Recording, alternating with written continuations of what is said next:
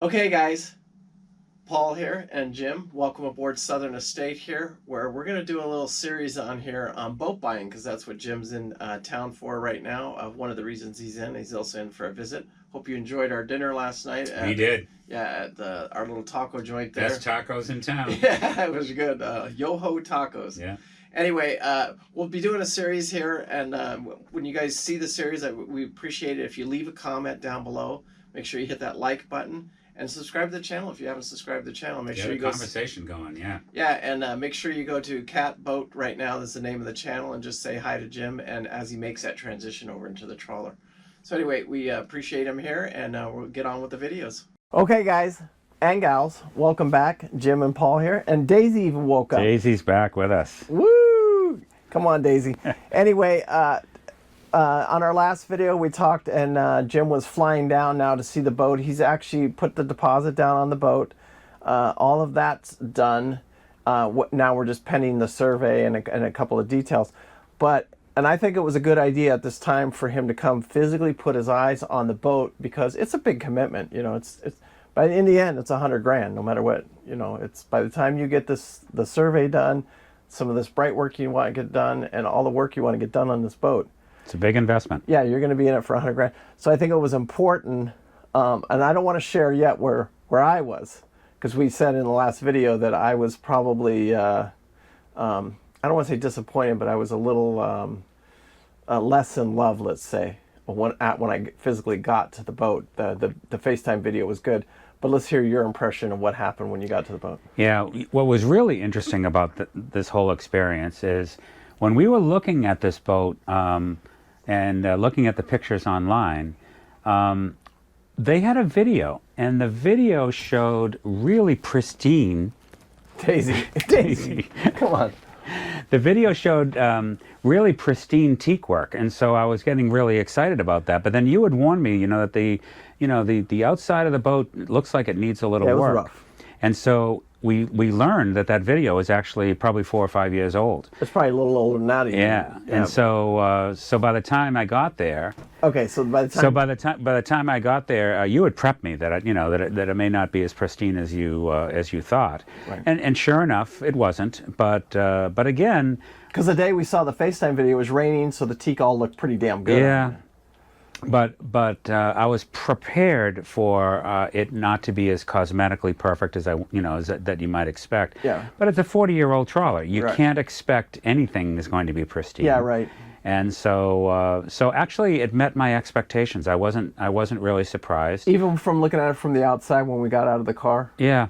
And well, this time they had the canvas up, so that looked a lot nicer. So yep. So it showed it showed pretty well, and the teak was a little worn, right? And so I knew it needed teak, but I also knew that there was a solution, because there was a local guy that would that would come and redo it, and so I realized that was going to be an extra expense, right? And I was okay with that. So then the next step is we went inside. Yeah. So now we go inside the boat. Actually, I met with the guy from the big 65-foot Selene down the thing there for a few minutes while you were talking to the teak guy. Eye candy. Yeah. Anyway, man, that engine room. I wanted to snap a couple pictures, but I didn't even ask. It was just absolutely. It was the quality of those boats are just unbelievable. And it would be fun, because we actually have talked about he would like to go for 2 years, and he's looking for a deckhand basically.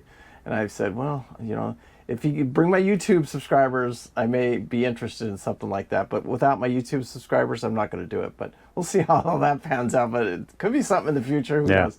Anyway, so I go over there. You're talking to the teak guy. Then we go inside the boat there. And then what's your opinion when you get inside the boat? Again, you had prepped me that the interior of this boat was not cosmetically perfect. There were some of the teak panels that looked like they had delaminated and they need to be replaced. Yeah, you could see like some of these panels right here. Yeah. And they didn't have the solar screens on it, and it wasn't protected from the sun. So. But again, with the right finished carpenter, you could fix that pretty easily. Yeah, right. A teak veneer is nothing to be afraid of. Right. And then I thought by looking at the rest of the teak that was in there that the only thing it really needed was a good cleaning, because it probably hadn't been cleaned in a while. Yeah, I think it'll clean up 80%, 70% of it'll clean up.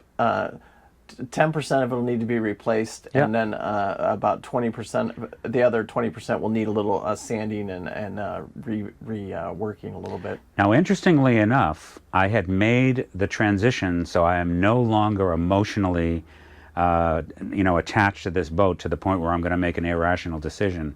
I was looking at it very objectively at that point, and I realized that I'm going to have to put money into any boat that I buy, and I'd rather put the money into minor cosmetics than having to put it into some major project. Yeah, because now we're going down into the engine room. This is the Oh, honey. you saved the best till last. Yeah, this is the honey hole. Yeah, and you had said, I think earlier, that that the value of this particular boat that we were looking at was below the waterline, and it was in that engine room, and I didn't get disappointed.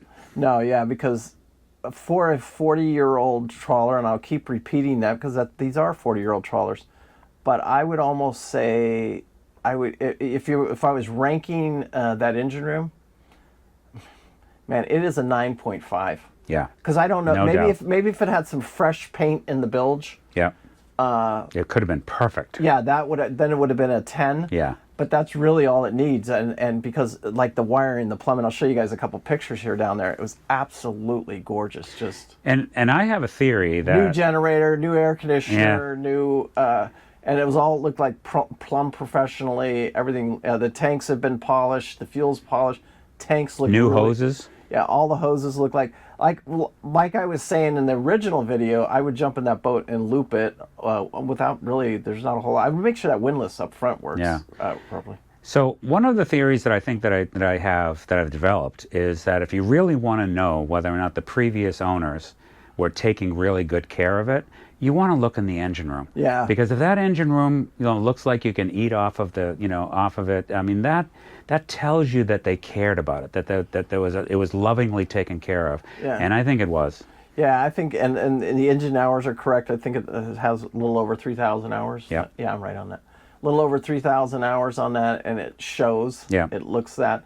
We know the gear was replaced. Yeah.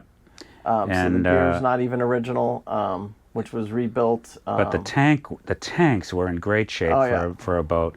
And then we later learned that boat was in fresh water for most of its lifetime. It was up in Kentucky in the river system, and so I think you and I both theorized that might have had something to do with the fact that why those tanks almost look brand new. Yeah, yeah. And I'll show you a couple pictures here, but the engine room is definitely the value in that boat.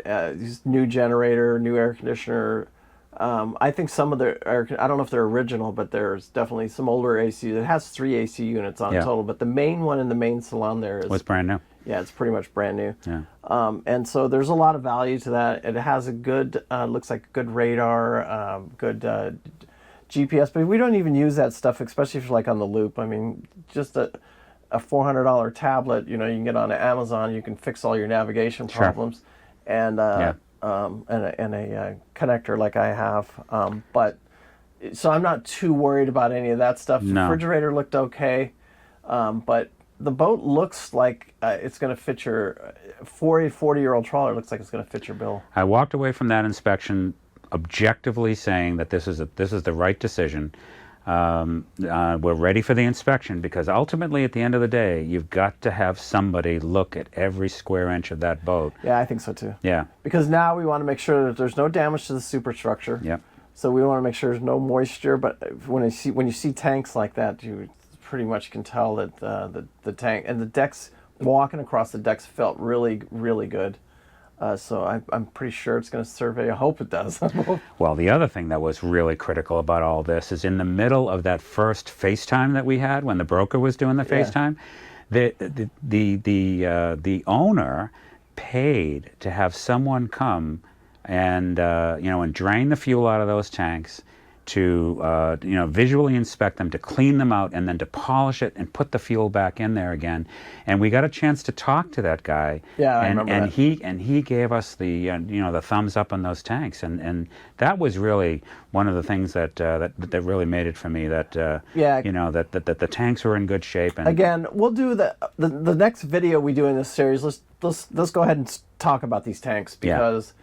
It's very important on a 40-year-old trawler. Anybody in the market, especially you guys newbies, and I don't care. All of these trawlers, And then in that vintage age, the tank should have been replaced already at one time in most cases, but I think a freshwater boat with tanks that were loved like that, steel's infinity, believe it or not. Yeah, you were telling me that steel will last forever. Yeah. Aluminum won't, but steel will. Well, right. But, so I don't want to get into this video right here, because we'll get into the other trawler, why you lost it, and the emotion of finding a vendor to replace those tanks, and we'll go over a couple of options that you have for it.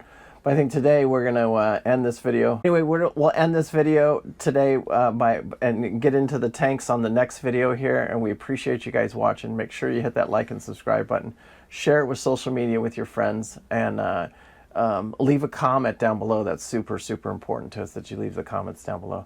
Anyway, peace out. Remember, live life with no regret. I do. Thank you guys so much for watching. I do appreciate it. Bye.